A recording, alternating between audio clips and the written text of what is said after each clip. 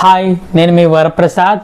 ఈరోజు అణుయుద్ధం మొదలవబోతుందా ఏంటనేది మనం డీటెయిల్స్ చూద్దాం. అసలు అణుయుద్ధం గురించి ఎందుకు టాపిక్ వచ్చింది, అసలు అణుయుద్ధం ఎందుకు మొదలవబోతుందని చెప్పేసి అన్ని న్యూస్ ఛానళ్ళు, అన్ని ప్రపంచ దేశాలు ఎందుకు భయపడుతున్నాయి ఏంటనేది డీటెయిల్గా చూద్దాం. ఇప్పుడు ప్రజెంట్ అయితే మనకి నిన్న రాత్రి నుంచి ఇవాళ ఉదయం వరకు కూడా పాకిస్తాన్ ఇండియన్ మీద డ్రోన్ అటాక్, మిసైల్ అటాక్ చేస్తూనే ఉన్నది. మన వాళ్ళు కూడా, మన ఇండియన్ ఆర్మీ కూడా రివర్సల్ అటాక్ చేసింది. పాకిస్తాన్లో 4 ఎయిర్ బేస్లని ధ్వంసం అయితే చేసేసింది.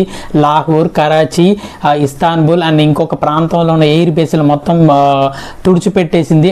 అలాగే డ్రోన్లు ఏదైతే ఎక్కడైతే డ్రోన్ లాంచ్ ప్యాడ్స్ ఉంటాయో ఆ లాంచ్ ప్యాడ్స్ను కూడా టోటల్గా డిస్మాండిల్ అయితే చేసింది, టోటల్గా పేల్చి అవతల పడేసింది.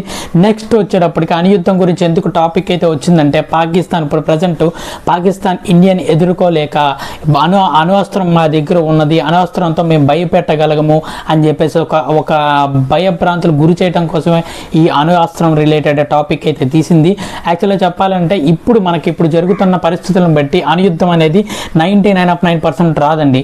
ఎందుకు చెప్తున్నానంటే, ఫర్ ఎగ్జాంపుల్ ఒక్క అణుబాంబు కనుక ఇండియా మీద పాకిస్తాన్ కనుక వేసింది అనుకోండి, నెక్స్ట్ మినిట్ ప్రపంచ పటంలో పాకిస్తాన్ అనేది ఒకప్పుడు ఉండేది అనే విధంగా సర్వనాశనం చేసేస్తారు. నెక్స్ట్ వచ్చేటప్పటికి ఈ యొక్క అణుయుద్ధం గురించి ఎందుకు మాట్లాడుతుందండి, ఇవాళ పాకిస్తాన్ పిఎం అణుబాంబులకు సంబంధించిన ఒక టీంతో, ఆ అథారిటీ కలిగిన టీంతో భేటీ అవ్వడం జరిగింది. ఎందుకనంటే ఇప్పుడు యుఎస్ ఏమి పట్టించుకోవట్లేదు, చైనా ఏం పట్టించుకోవట్లేదు, యుఏఈ కూడా మధ్యవర్తిత్వం చేయడానికి వస్తుంది కానీ దాన్ని కూడా ఏం పట్టించుకోవట్లేదు. సో ఇప్పుడు ఏం చేయాలని అంటే, పాకిస్తాను ఇండియా మీద యుద్ధం ఓడిపోతుందని దానికి తెలుసు. ఇలా ఓడిపోవటం కనంటే మనం అణువస్త్రం ఉంది, అది ఉందని భయపెట్టి ప్రపంచ దేశాల యొక్క దృష్టిని మరలించి దృష్టి పెట్టేసేసి ఇక్కడ మనం ఏం చేయదలుచుకుందానంటే, ఇప్పుడు మాటలతో ఈ దౌత్య సంబంధాలు కొనసాగించాలి, లేక ఇద్దరి మధ్య ఒక దాన్ని ఏమంటారు మధ్యవర్తిత్వం చేయాలని చెప్పేసి ఒకటి కోరుకుంటుంది. యాక్చువల్గా China already in the morning ఏమని ప్రకటించింది అని అంటే, భారత్ పాకిస్తాన్ మధ్య మేము మధ్యవర్తిత్వం చేయడానికి మేము సిద్ధంగా ఉన్నామని చెప్పేసి చెప్పింది. కానీ అసలు చైనా ఎందుకు వచ్చింది, ఇప్పుడు దాకా లేని చైనా ఎందుకు వచ్చిందని అంటే, చైనా ఆర్థిక మూలాల రిలేటెడ్లో మన పాకిస్తాన్లో చాలా వాటి మీద ఇన్వెస్ట్మెంట్ అయితే చేసి ఉంది. బలూచిస్తాన్ రిలేటెడ్ దగ్గర, తర్వాత ఇండియన్ కరాచీ ఎయిర్పోర్ట్, పాకిస్తాన్లోని కరాచీ ఎయిర్పోర్ట్ దగ్గర కానీ ఇవన్నీ ఆర్థికంగా ఇన్వెస్ట్మెంట్ చేసి ఉంది. సో వీటిలన్నిటిని కూడా మనం దెబ్బ కొడుతున్నాము.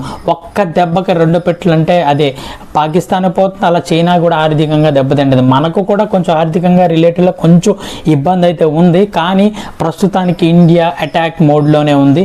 వచ్చిందా గ్యారంటీగా మనం దాన్ని అటాక్ చేసే మోడ్లోనే ఉన్నాం. కానీ అణుయుద్ధం రిలేటెడ్ అయితే ఇప్పుడు జస్ట్ ఏంటంటే, ఇప్పుడు యుఎస్ మధ్యలో ఈ మన ఇండియన్ విదేశీ శాఖ మంత్రితో, పాకిస్తాన్ శాఖ మంత్రితో కూడా సంబంధాలు నడుపుతున్నది. అలాగే నెక్స్ట్ యుఏఈ కూడా ఈ ప్రయత్నాలు అయితే చేస్తుంది. చైనా కూడా మేమున్నాము, ప్రస్తుతానికి మేము కూడా మధ్యవర్తిత్వం చేస్తామని వస్తుంది. దీని కపట బుద్ధిని మళ్ళీ ఒకసారి చూపిస్తుంది. ఇక్కడ ఏంటంటే అణుయుద్ధం రిలేటెడ్ మ్యాక్సిమం అయితే రాదండి, దాంట్లో ఎటువంటి భయపడాల్సిన అవసరం లేదు. అసలు మనము ఇండియా ఫుల్ ఫ్లెడ్జ్డ్ వార్ అయితే ప్రజెంట్ అయితే ఇంకా స్టార్ట్ చేయలేదు. యాక్చువల్లీ చెప్పాలంటే బార్డర్ సెక్యూరిటీ ఫోర్స్ వాళ్ళే ఇప్పుడు ప్రజెంట్ అక్కడ దాన్ని ఏమంటారు యుద్ధం చేస్తున్నారు, కానీ ఫుల్ ఫ్లెడ్జ్డ్ ఆర్మీ కూడా ఇంకా ఇన్వాల్వ్ అవ్వలేదు. ఫుల్ ఫ్లెడ్జ్డ్ ఆర్మీ ఇన్వాల్వ్ అయితే ఎలా ఉంటుంది, ఐఎన్ఎస్ మన అరేబియన్ సముద్రంలో ఉన్న ఐఎస్ఎస్ విక్రాంత్ వస్తే ఎలా ఉంటుంది ఏంటంటే వాళ్ళకి అర్థం కావట్లేదు. సో ఒక్కసారి కనుక ఏదన్నా జరిగితే ముప్పేట దాడి అయితే జరగటానికి అవకాశం అయితే ఉంది. జై హింద్.